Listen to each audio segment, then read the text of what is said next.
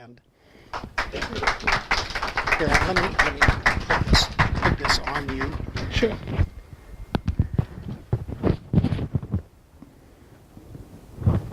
And then Yeah. this may work out okay, but then You want me to put this? you can just hold that Yeah, if you want. I can. And then if that gets cumbersome, we'll fix that. Also, I've got right here this map. The map of Holland. So oh, you can refer thank to you. that.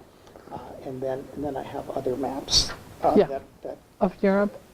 well, actually, we yeah, have that's the map of one Europe here. I can use, If you yeah. can use that. Okay. Okay. All right. All right. What? You need to pull that down or put it on here. Well, no. No. I can, with the pointer, I can maybe, well, it's going to be enough. I don't need it for that. I think most of you have seen a map of Europe. Good morning, everybody. Good morning. Thank you for coming. Are there any World War II veterans among you? Thank you. This talk is for you. Today I'd like to honor you because I come from a country that is now and has been for a number of years convinced that if it weren't for the Americans, we'd all be speaking German. There is no question that America's entrance into the war overseas in Europe and for other countries there also, whether they say so or not. For those countries that had nothing to do with American territories, there wasn't any defense going on of places that belonged to the United States. They came there in one gigantic, as far as I'm concerned, gratuitous act, an act so kind and generous that I can't begin to tell you how sweet they were to us. Soldiers aren't supposed to be that way, you know. They're supposed to be conquering hordes that, that pillage and plunder and do things like that, and so on, and worse. But no.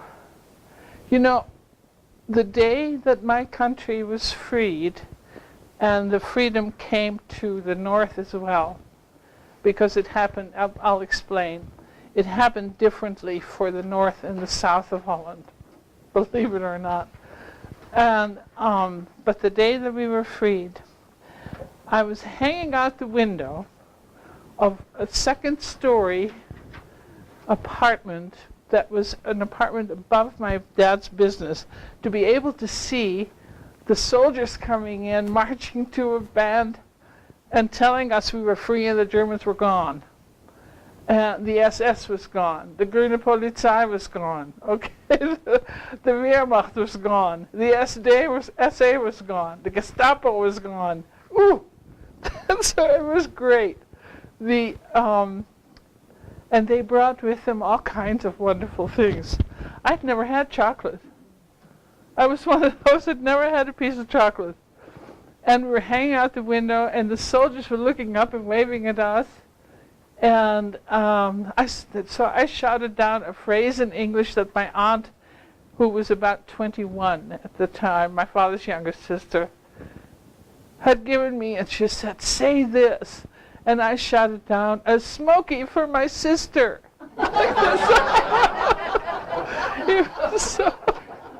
And so they said, "Come down, darling," or something like this. And so I went down the steep stairs and ran outside. I was wearing a pinafore, and a pinafore has a big pocket in the front, like this. And they put in there, I'll never forget, 2 Hershey bars, 2 oranges, 2 packs of Wrigley's gum, and 2 packs of Lucky Strikes for my aunt. Okay, kind of thinks everybody then smoked in 1945. They were kind to us everywhere. They were kind even to, years later, my husband was drafted and I spent 3 years in Germany. We lived in Augsburg. And he was drafted by the American Army and in the American Army. And spoke German fluently by then, and I became the interpreter for the German American Club. And I had the most fun teaching experience ever. I taught 25 German policemen English. Now, so my fears of all the Germans in uniform kind of abated by then. You know, I wasn't afraid any longer. The whole thing for me rests, though, on the Americans, because even the Germans told me how kind the Americans were to them. Now, they were the bad guys, you know, kind of thing. They had done all those horrible deeds and so on, and yet the Americans were as kind as they possibly could be. And so on, and saw that it was war-torn, that there was no food, that there was nothing growing, that it had been destroyed by bombing, and that they had to help too. And so we all did. Now, what I want to do today is to tell you about my parents and to honor them in this, because bravery is something, you know, kind of thing. Sometimes I don't think I'm very brave. But maybe it's because we don't, you know, sometimes we're not brave because we haven't been tested. We don't know. You know, maybe we are. Or we would be. But those two people were. My dad spoke 4 languages also, as most people do in Holland. And the reason for that is very simple. Look on the map. When you take a look at Holland, it's a little country. I don't think I can quite get there. But if you take a look at the map here, see it here? That's not very far to Germany. You know, so we're even border on it. And to England, it isn't very far. You just go through the tunnel with your car. Although it wasn't there, you had to take a boat the time that the war took place, and that my father was in university. Now, France is not very far away either, or Belgium, where they speak French. So you have to kind of speak in this area. Switzerland speaks German and French, both. And they speak also Schweizerdeutsch, which is very pretty. And it's kind of sing-songy. And it's lovely. And then, of course, Great Britain has about 3 or 4 versions of English. So they are, and some of them are very pretty, and some are not. Anyway, then there's Ireland over here. So the thing, though, is that Holland is tiny, and it learns these languages because they're neighbors, and because there are so many people that come back and forth. Now, this country is tiny. Okay, it is altogether 16,000 square miles. It's not very many, and 17 million people live there today.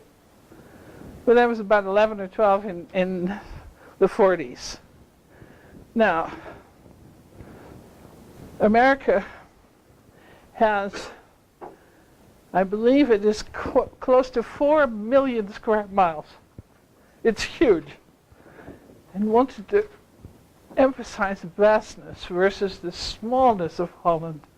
Because I don't think many of you realize how teeny tiny it really is. It's, if you take Jefferson County, and double it, you know, it's about 2 together. It's about that size.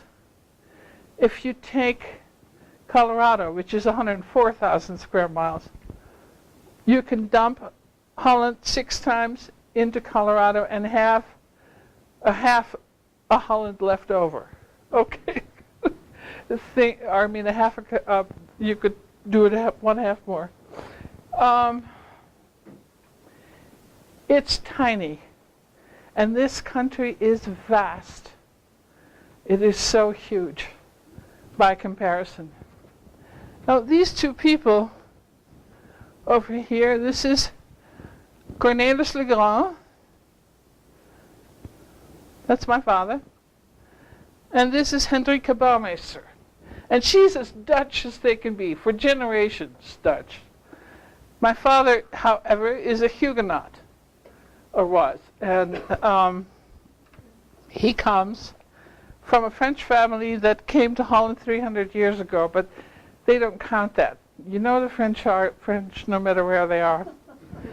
And Huguenots all speak French in Holland too, and they get together, and so that they can speak French with each other, and show each other that they have lost nothing, even in 300 years. Well, what that really was my father's family came to Holland because of St. Bartholomew's Night. It's something that historians will know about among you.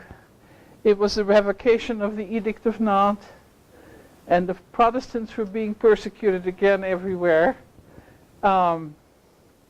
This is, it's 300 years before that, so it's about, I would say, 1600 some. The family moved, the LeGrands moved to Holland because Holland was safe for Protestants. They could not stand the Inquisition, and they couldn't stand what they did there, and there were lots of Protestants in Holland, many British, by the way, and the Pilgrims were formed out of that group. Some Dutch, some English, some Irish. Well, you know who they were. They signed the Declaration of Independence. And my family went ahead and established themselves in teaching. They taught in a private school for a couple of centuries anyway.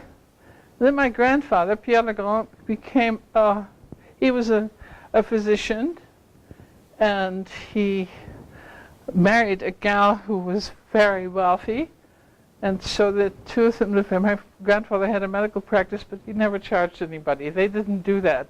If they had their own money, they didn't charge people for that.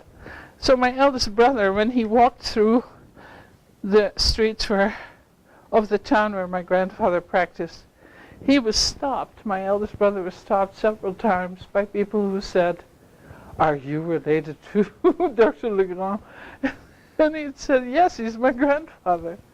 And so they said, "Oh, how wonderful." They could recognize him because they looked so much alike. It's just a lovely thing, if you're recognized for your my grandmother, who I'm named for, was, because my brother was, of course, named Peter, and my grandmother, who I am named for, was 5'4", and she was very tiny and very delicate and so on, and I look nothing like her. Okay, so no one ever asked me, and I used to envy my elder brother for having someone who recognized, people recognizing him because of grandfather. Well, these two people were 28 years old, both of them. I think Mom was still 27, but Dad was 28 when the war broke out. So they weren't very, they were kids really, basically, who just gotten married about 3 years before that. If I sit down, it is because I had back surgery, and it is very painful for me to stand too long. So if you'll excuse me, I'll sit, pull myself up a little bit. Okay. My parents were very, very strongly anti-Nazism. Nazism had been around since, the 1920s.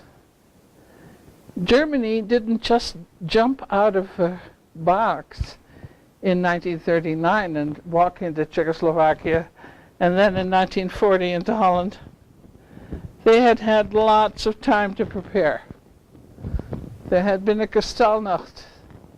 There had been a beer hall putsch. There had been all kinds of things that had happened.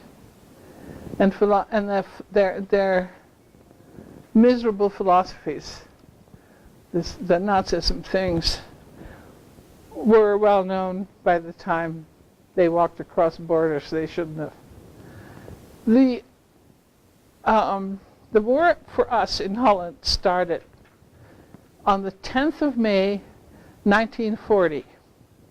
They walked in across and they conquered Holland within 4 days.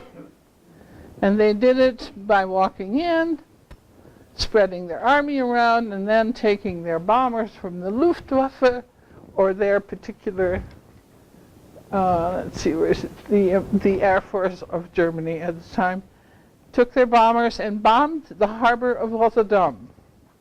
Rotterdam at the time, Rotterdam was the largest harbor around. It's 41 square miles. That's a pretty big harbor. And the town is gone. It was. It's been rebuilt since and so on. And I think the largest harbor in the world is no longer Rotterdam, hasn't been for a while. It's Shanghai in China. So if any of you are interested in harbors. But to us, it was, to the Dutch and to the Dutch government, it was devastating. The royal family left, they went to London. The government was threatened, and they threatened to next, here we go. I can show you, to next bomb and destroy Utrecht, which is another ancient city, right here. They had already taken, where is Rotterdam? Yeah, but yeah, I think it's been, this is easier for you to see, but the harbor, okay, I'd better put my glasses on too. You know,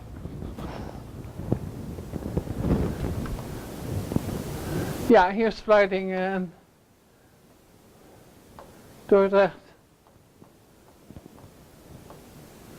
Where the heck? But they are not putting it on here. Why? Here it is, Rotterdam. Okay, here we are. And the next thing they were going to bomb is Utrecht. Okay. And move over to your right just a little bit. Move it to my right? No, so yeah, so that the folks behind Okay, you. yeah. So, Okay. there we go. Rotterdam, and then Utrecht. Okay. Now, you see here Hilversum and Amsterdam? I lived right in between those two. Okay, and it's called a little town called Naarden-Bussum. And Naarden is from the year 800. It's a star city, which means that it has 2 giant walls around it that are medieval. They come from the year 800. And in between is a huge moat. And the fortifications are in the form of stars. Okay, they have huge points at which the army would move, the armies inside the city would move forward with their cannons. And the walls are stippled with large cannonballs that are stuck in them. It's really kind of fun to go look at this stuff. It is complete cobblestone on the inside of the town, it's of the fortified town itself, and it's considered a historic site for people to go and look at. When the Germans threatened to destroy Utrecht, the second city there, the government capitulated and said, okay, no more. And the Germans moved in, their organizations moved in. They can organize like nobody else.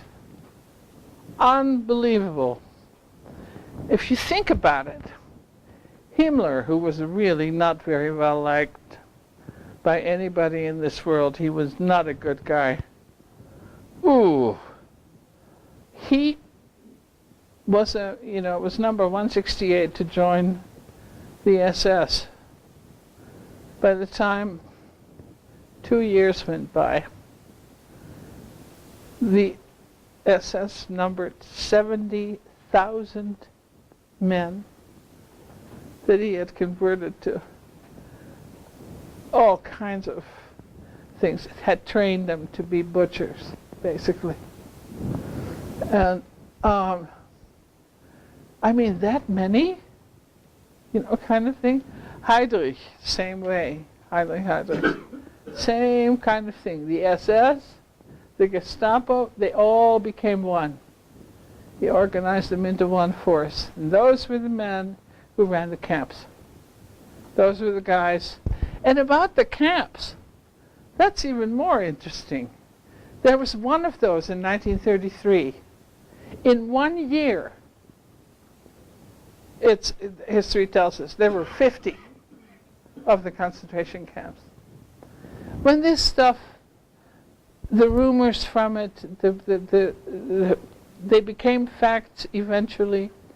When they reached my parents, this was one of those things where they knew that what they had to do was do anything and everything they possibly could to help.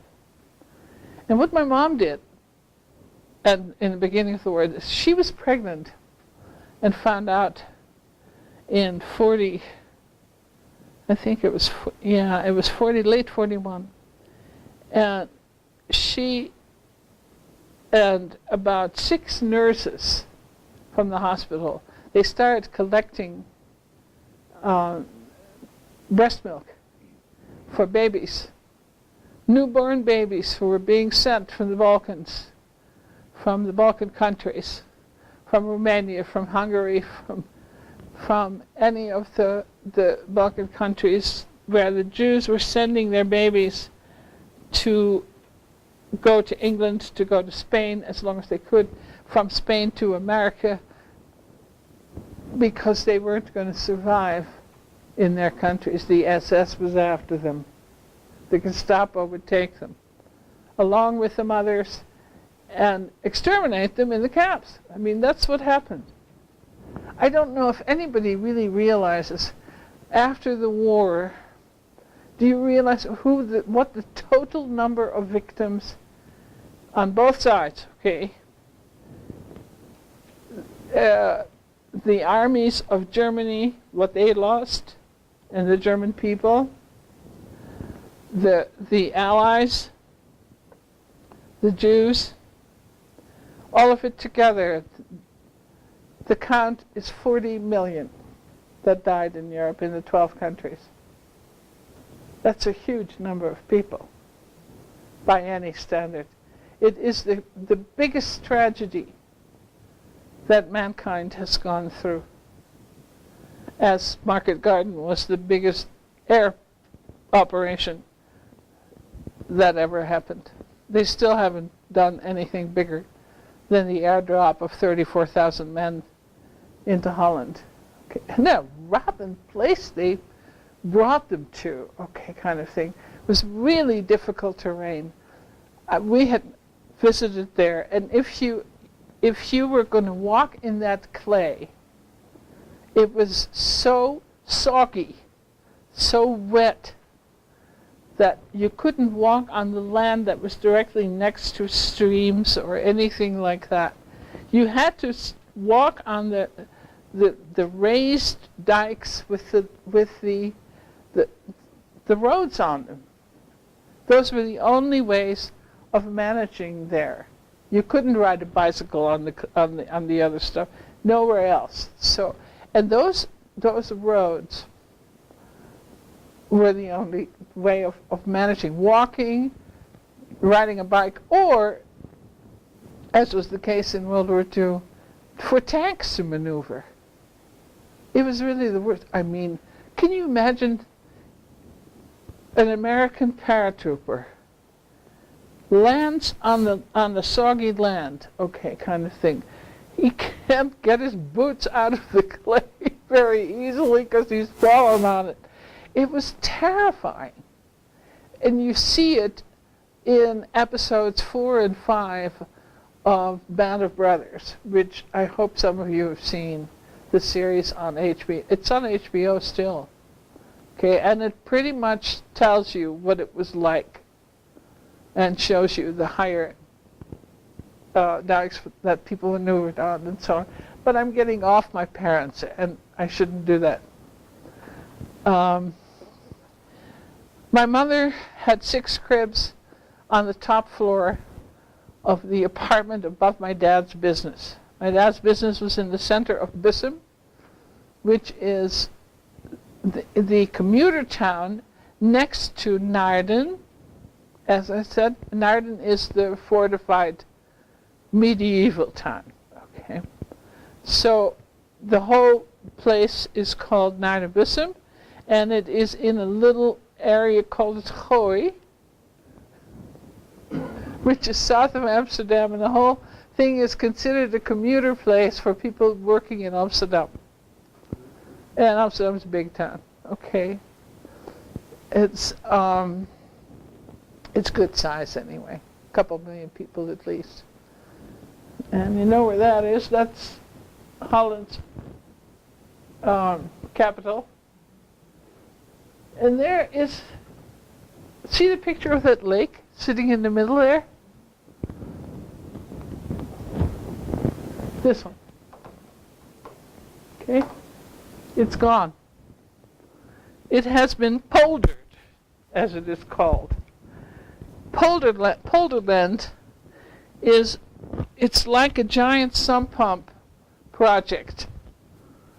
And it has become land that people grow things on, waves of grain, we hope. So, and it's feeding people, and people are living there now. So Holland has made a little more land for itself, which it needed badly.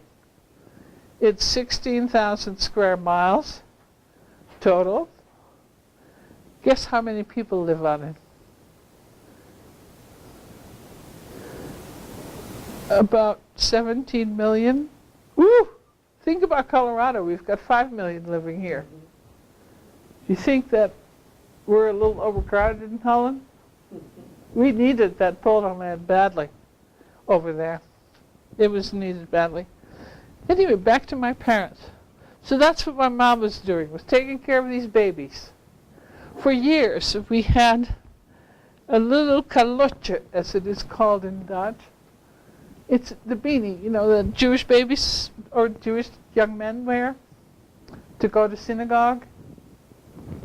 And this one was made out of black velvet. It had piping around it in red silk. The embroidery was so beautiful and so fine. And it had a little tassel hanging off the middle of the top.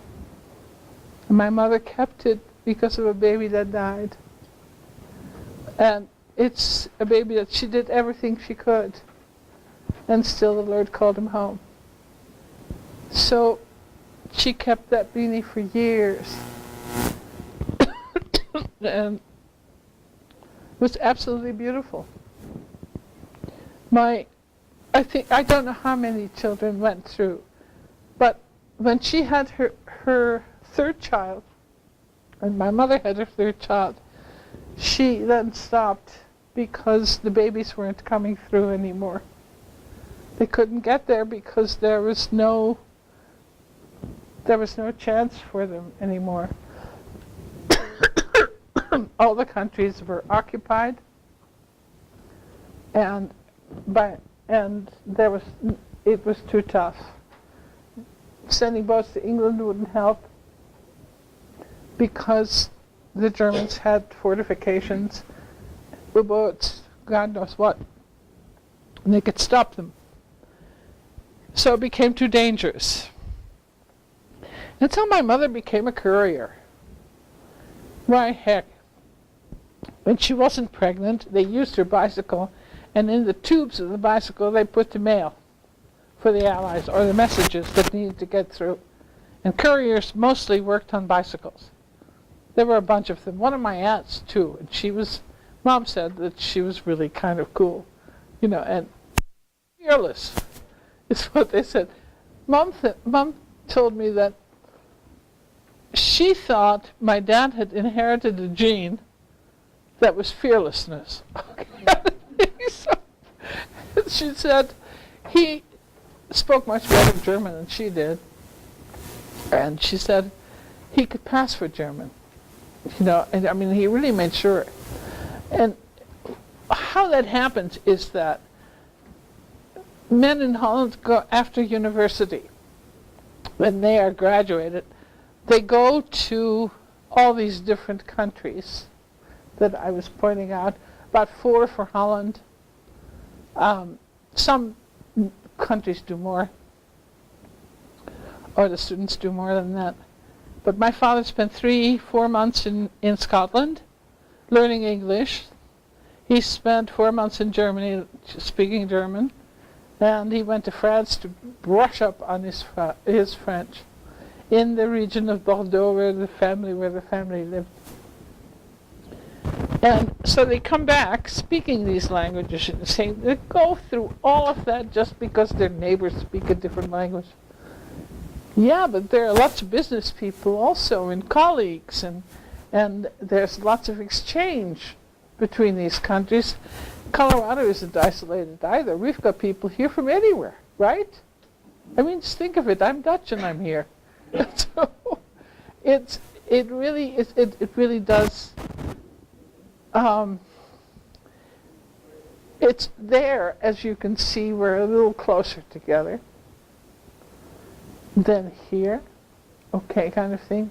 But we see these exchanges, and I know that I took a group of 3rd and 4th graders to see the French consul here in town.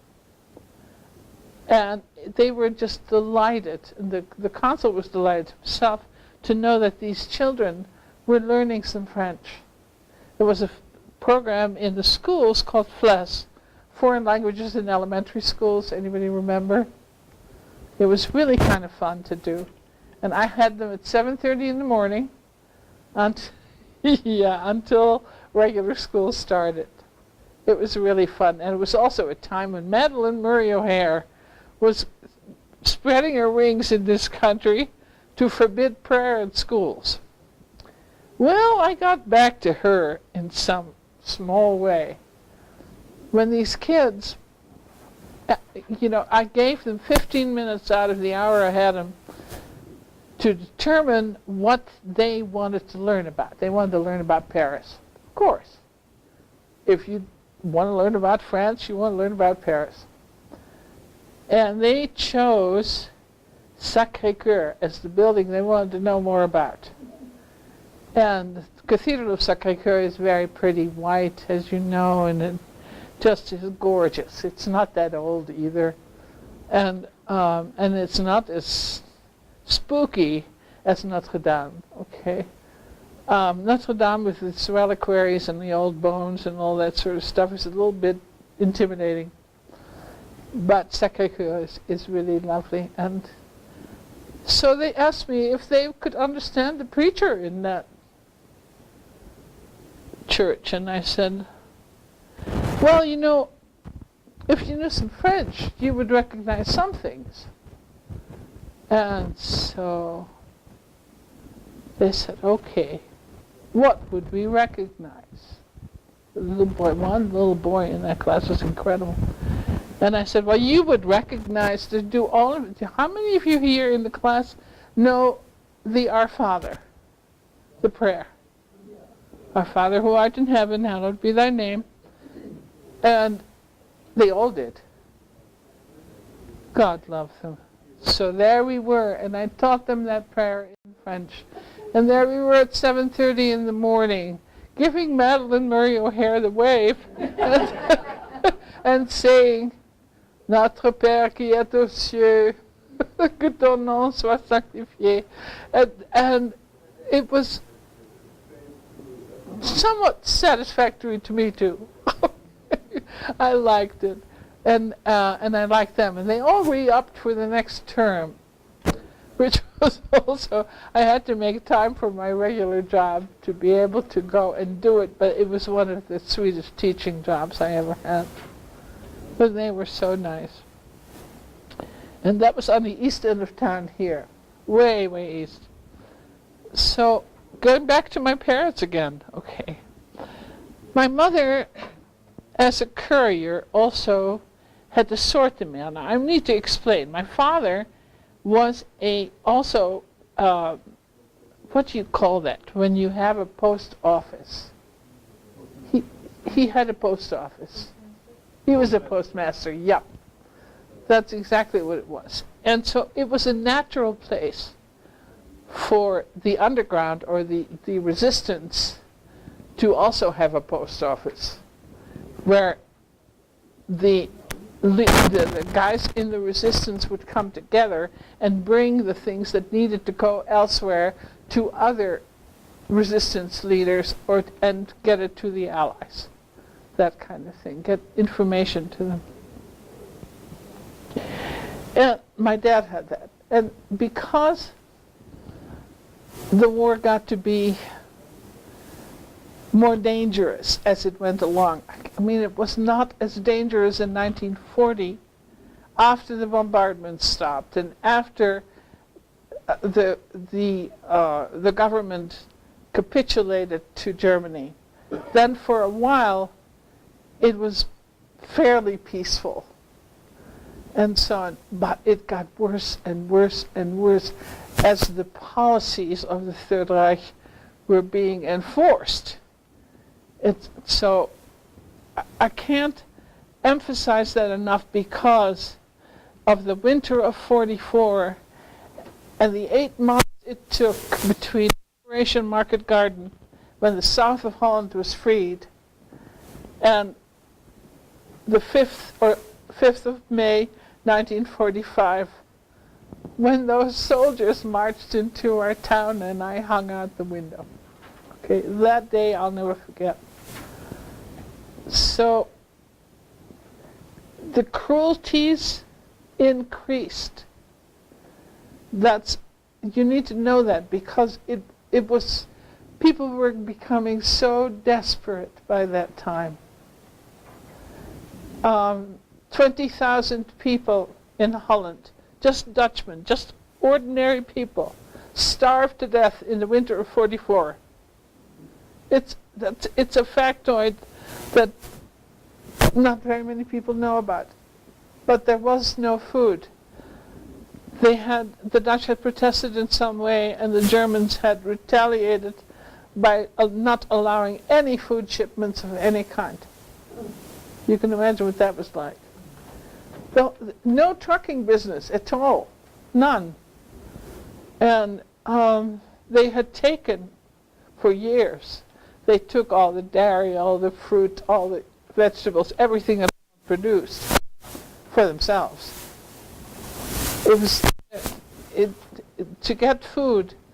It occupied my father, who fed 17 people besides our family during the whole war. It's mostly Jews. My dad, where's the house? This is a Victorian villa as they occur in Holland. You can see, you'd agree with me, these houses are everywhere. But you know, in the back of them, what they still have are the stalls for the horses and the carriage house for one carriage. This house was not an elaborate enough villa to have, a number of different carriages there. But these places were, do I need to give this to the back? Okay. This is Kasakara. Kasakara in the, op de Eslaan in Bussum. Je kan nog wat zien. Is that where the razzia took place? No. The razzia took place on the town square. I'll draw that. And razzias are nasty things. Ooh. But that house, the carriage house, and the stalls were converted. My dad and 2 of his friends fixed them so that they could be temporary places for people who were running from the SS, or from the Gestapo mostly, which is the same as the SS. I mean, the Gestapo wore civvies. The SS wore uniforms in black and silver. When I saw those, I would just shake with fear. I was afraid of them, and for good reason. They shot people in the streets. It's not nice people. For 4 days they were there. What? day, the bodies couldn't be touched for 4 days. They laid it to sleep. They Yeah. laid it to sleep for 4 days. Well, they would. Those were examples, Yeah. you know, and it was a warning to the rest of the populace. Now, the populace reacted with something called passive resistance. Okay, they had front gardens, a bunch of them, and they would plant flowers, red, white, and blue, or they would plant flowers in a round thing with orange. Okay, for the House of Orange, and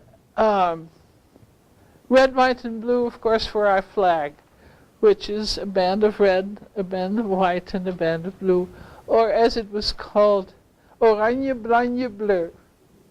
So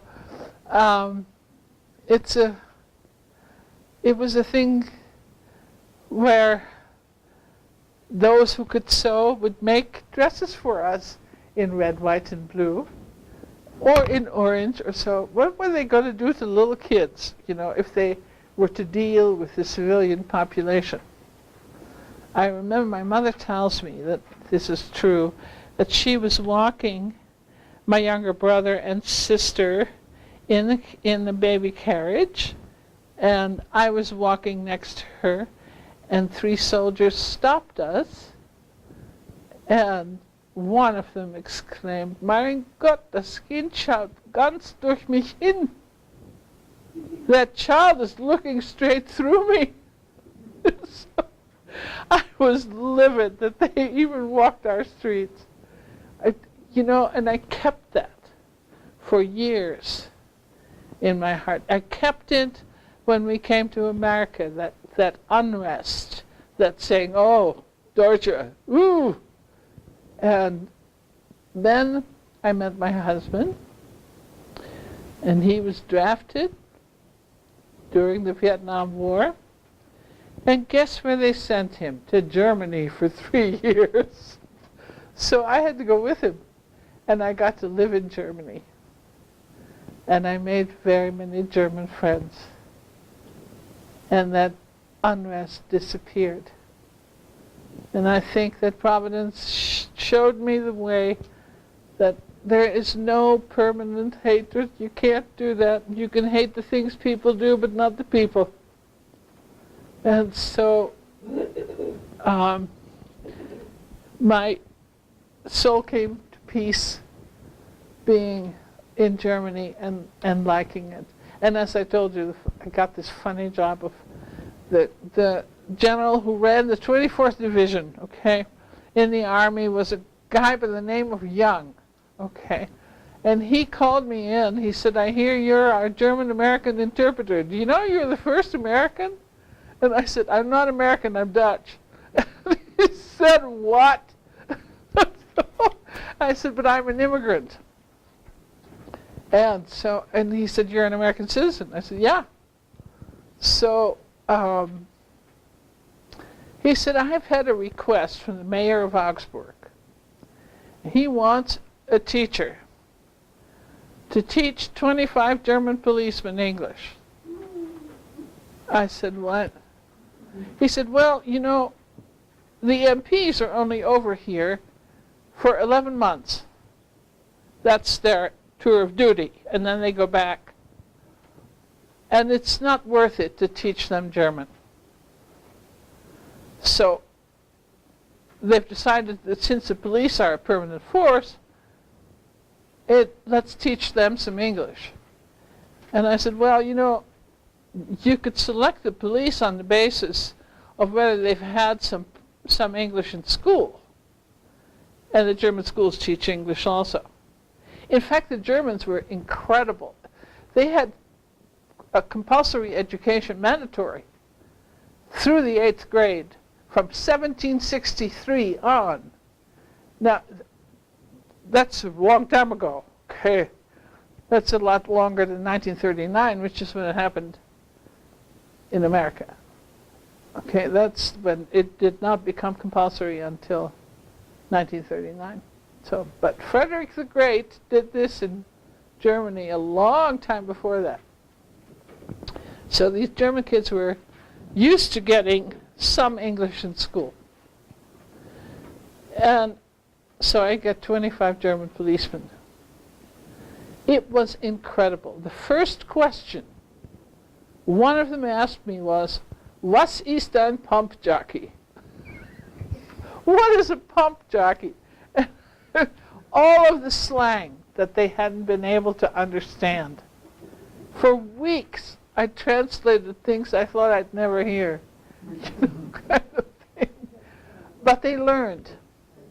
And at the end of 12 weeks of concentrated stuff, twice a week, 2 hours at a time, they got along in English. We did this with movies. We did it with conversations that could only take place in English. We had a good time.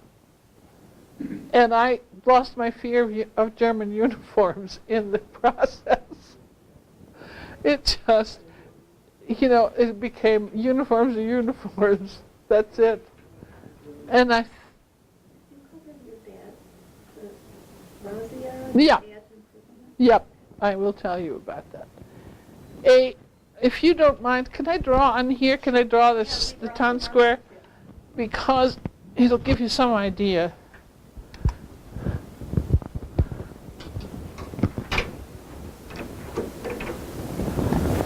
Okay.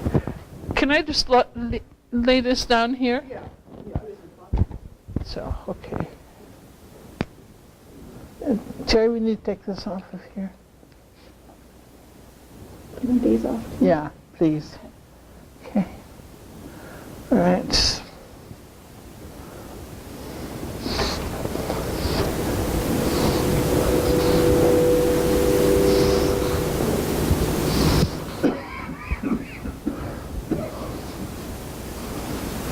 Railroad station. Oh, okay.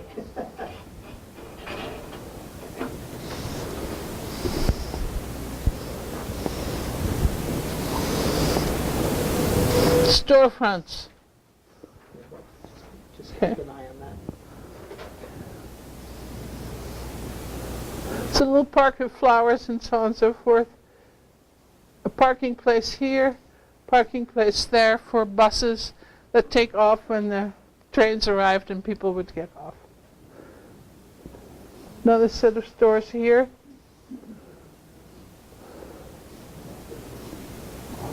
And then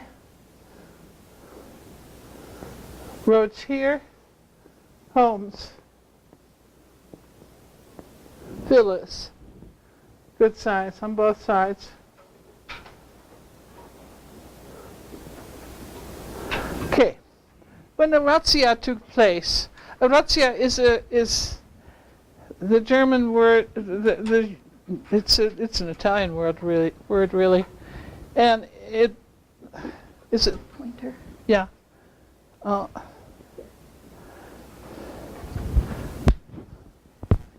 the side, so Yeah, maybe I'm. sit. Okay. I'm not quite done, but I will be. This is my dad's.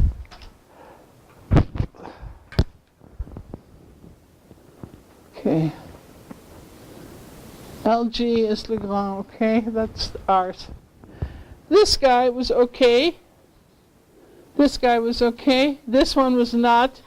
He was what we called NSB. National Socialistische Beweging.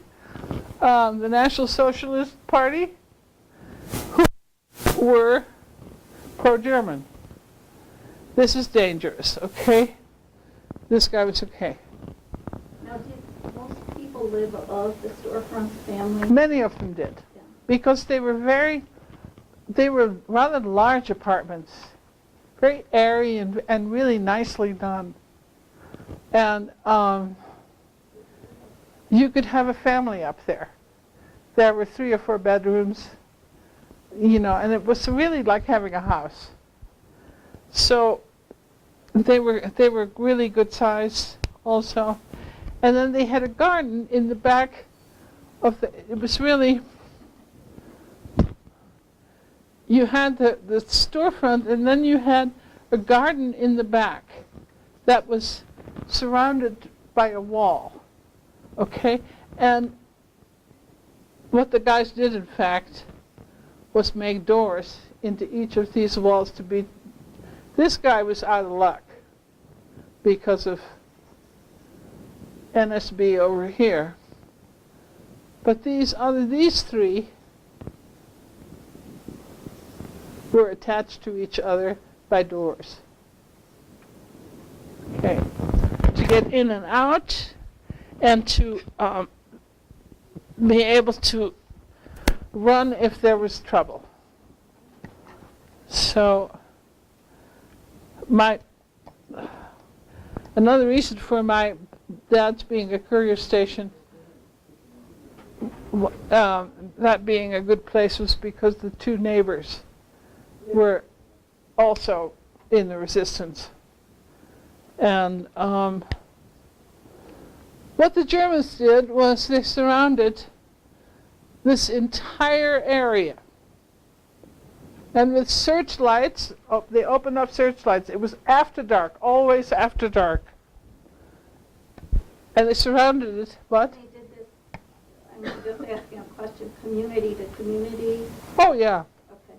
Whenever they felt like it, they would dream these things up, you know, for any area that they suspected had people in it. And here are the things that it held. The railroad station was the you know, this is how people were connected with Amsterdam or south to The Hague or to any of the other cities in Holland. And the German trains came through there. Also the trains that the Jews were loaded onto to go to places we don't want to talk about. My father was there in the morning, on a Saturday morning, and he realized there were a whole group of people with Stars of David, and we had also worn Stars of David. We'd also done that. The same thing the Danes did. Remember when they were forced to wear Stars of David, the Jews were? The whole population did. So nobody could tell who was Jewish and who wasn't. So, oh, that made the Germans mad. It made them so mad. Was that dangerous for you? Pardon me? Wasn't that dangerous for you? You know, my dad said it wasn't about danger or fear of danger.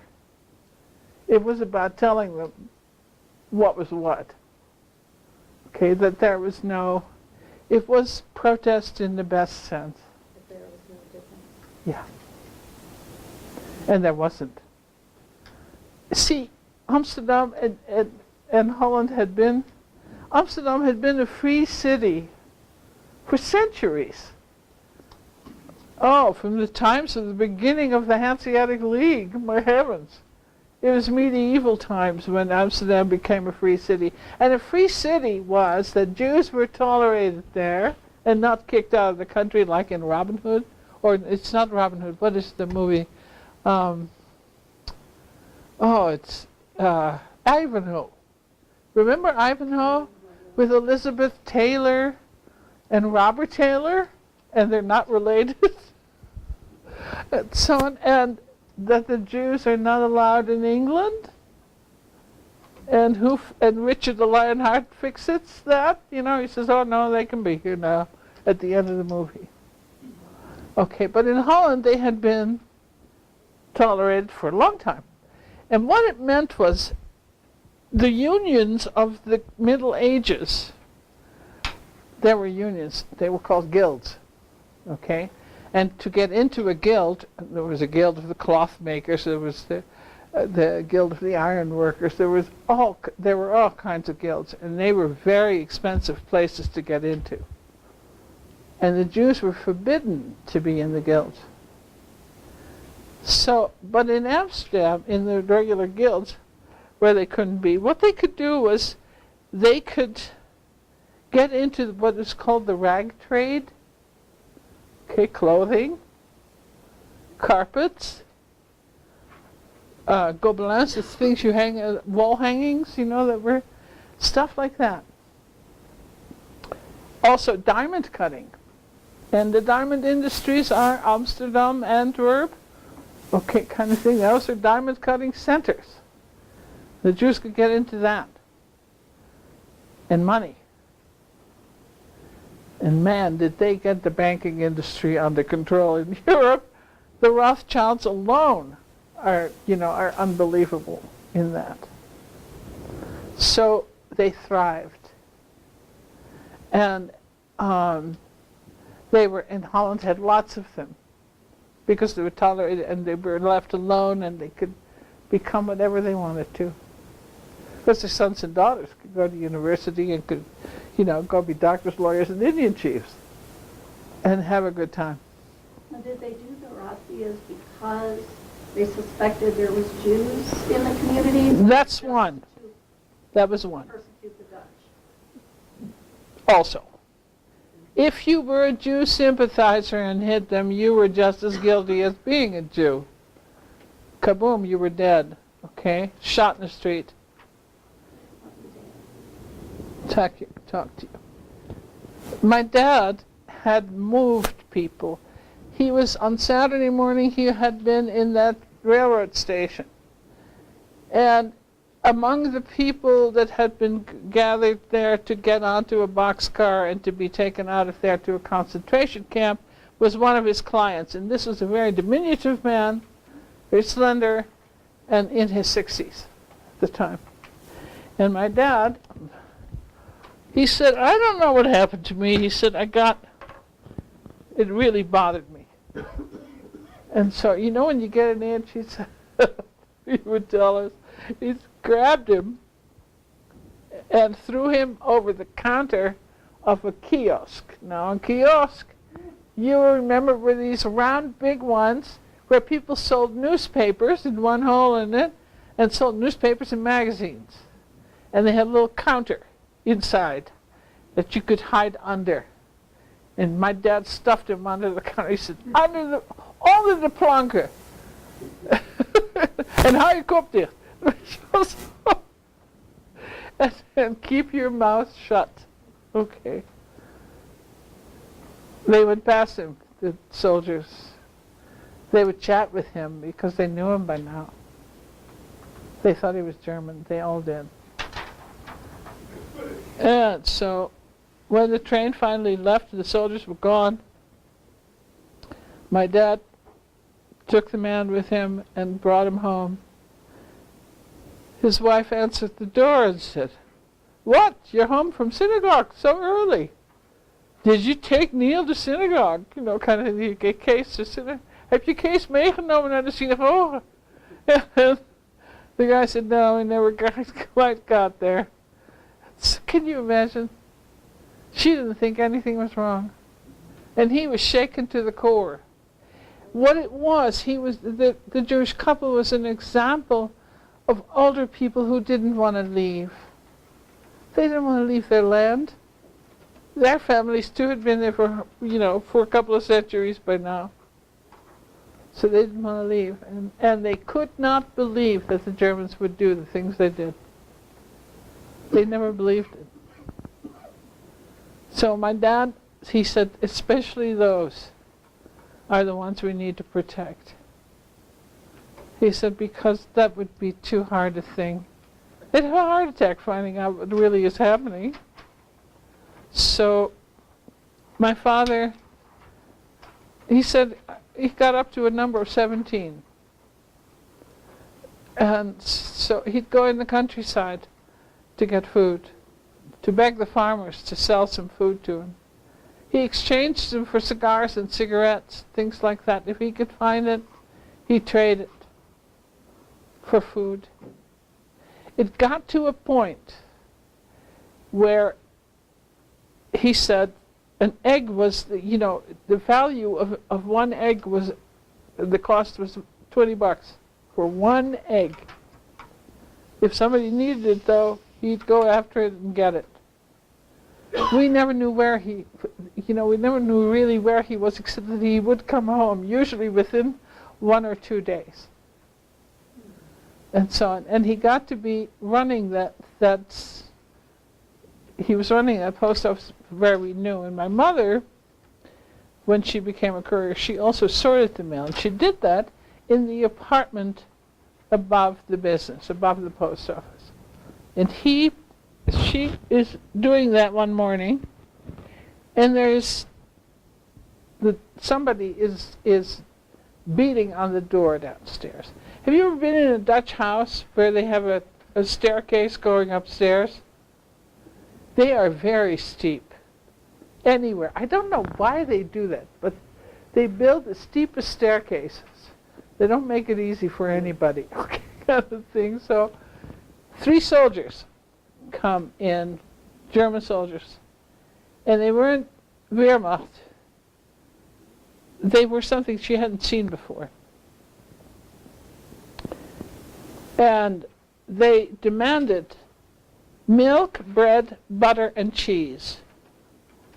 Okay, the things that Holland is pretty well known for, cheese, and it has always been known in Europe for dairy products.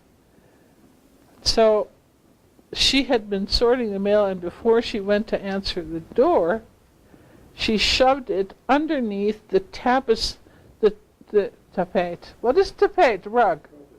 The rug, the table rug.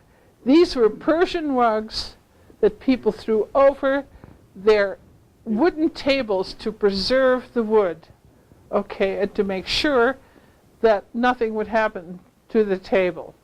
But they were thick rugs, and so something you and I would throw on the floor, but it was enough for her to throw the mail underneath that she was sorting, and throw the rug back so that no one would see what she was doing. The soldiers came in, of course, spoke German with each other, and they didn't realize that she spoke German because she didn't let on that she could. And they were rough and nasty. She gave them what they asked for. And as she was listening, she heard that 2 of them were going to stay and have some fun with her, as they called it. And, it was not very nice. She was pretty intimidated and scared. This was not something. And the third one ran down the stairs and called to the other 2, and they just laughed and so on and so forth, and went downstairs, helped him out, and we were coming up the stairs to visit with my mom. And my mother is standing at the top of the stairs, and all of a sudden, these guys were white as sheet, their faces, frightened to death, and they screamed, turned around, and ran out of that place, ran down the stairs, out the door, and they were gone, and did not come back. Well, my mother was pretty shaken up. This was really weird. My mother was pretty shaken up, and she got on her bike and went to my grandma's house in Kasakar. And there my little grandmother that I was named after was sitting there in the serre, what is it called? It's a room with nothing but plant room. So where, where the orangerie, what do you call it? Green? Okay, yeah, but it was a very civilized room with, what? Yeah, that's it. And she's sitting in there reading her Bible, as she did every morning. And she said, "Oh, there you are, child. I saw you. You were okay," kind of thing. Nothing was going to happen to you. And my mother, who is still, really kind of upset and all that, says, "Mom, do you know what happened to me? It was terrible." And, "Oh," said Grandma, "but you were quite safe. An angel with a flaming sword was standing behind you and scared those guys away. I saw it. The Lord let me see it in my prayer." I'm convinced that's exactly what happened. It's exactly what happened. I'm usually a cynical sort, but not in this case. I was really blessed my grandparents on both sides and my parents all went to the same church. It's pretty much like the Baptists, except for the dunking you under, all the way. They don't do that in Holland, and despite the water they have, they've got lots of water. Probably have no dunking. There may be a no dunking regulation.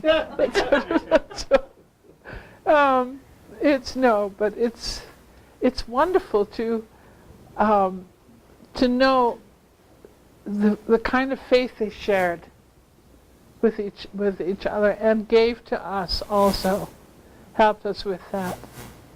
And so whenever I think of Grandma, I grab my Bible.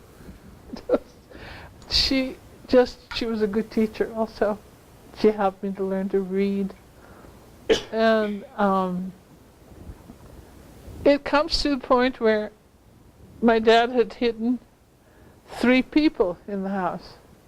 And I am convinced that she and her prayers protected those. The guys that, that had to get to other countries. And so Were they there the night of the razzia that they took him away? my grandparents, no. No, the men he was hiding. Oh, yeah. They were at your house. Yeah. Would you tell us about that? Yeah. After my dad took the Jewish man back to his house, for the one that was on his way to synagogue, he and Mom stayed at the apartment, which they did fairly frequently, only to get not only to have some time to themselves, kind of thing. Although I think it was chiefly that, but to get away from from everything.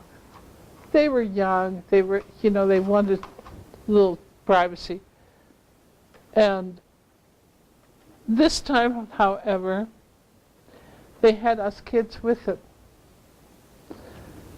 And right here. And that night the Germans threw a chain of men, soldiers with guns and searchlights all around the square.